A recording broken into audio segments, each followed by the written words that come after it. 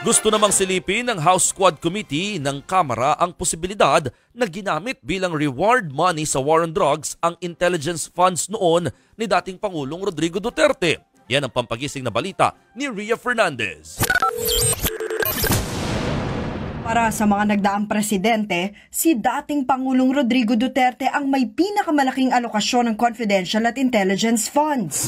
Katunayan sa datos ng Commission on Audit, noong 2021 o isang taon bago bumaba sa pwesto si Duterte, 4.5 billion pesos ang ginasta niyang confidential at intel funds. Ang malaking halaga ng intel funds, posibleng ginamit umano bilang reward money para sa mga makapapatay na mga drug suspect noong war on drugs. Yan ang planong silipin ng House Squad Committee sa kanilang susunod na pagdinig.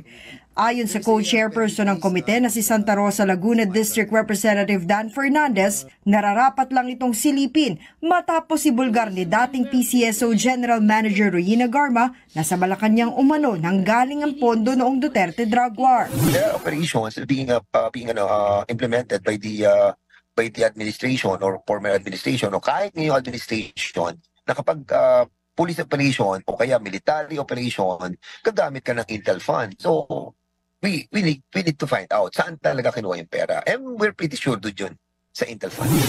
Aminado si Fernandez na mahirap makita kung saan partikular na punta ang intel funds ni Duterte dahil maluwag ang liquidation process para rito. Kaya bubusisiin daw nila kung kailan inilabas ang bulto ng pera. Especially doon sa panahon na alam mo yung panahon ng may pinatay ng mga Chinese doon sa Davao di ba? Yung tatlo.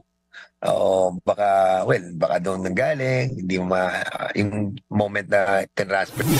Para masagot yan, planong imbitahan ng komite sa susunod na pagdinig ang COA. Muli namang pinabulaanan ng tagapagsalita at dating Chief Presidential Legal Counsel ni Duterte ang umano'y reward money. Diit ni Attorney Salvador Panelo, walang basihan para imbestigahan ang paggasta noon ng intel funds ng palasyo. Una na rin itong pinasinungalingan ni Senator Bongo na presidential assistant noon ni Duterte. Pinalutang din niya ang pagkakaroon ng parallel investigation ng Senado tungkol sa war on drugs. Pabor dyan si Senator Coco Pimentel. Para makapagtanong din kami ng sarili namin mga tanong. Kasi ganito kasi ang sa mga congressional hearings, kasama ang hearing sa Senate. Walang cross-examination Pwede nga mga senador, we will ask the cross-examination questions para matest po natin yung credibility ng witness.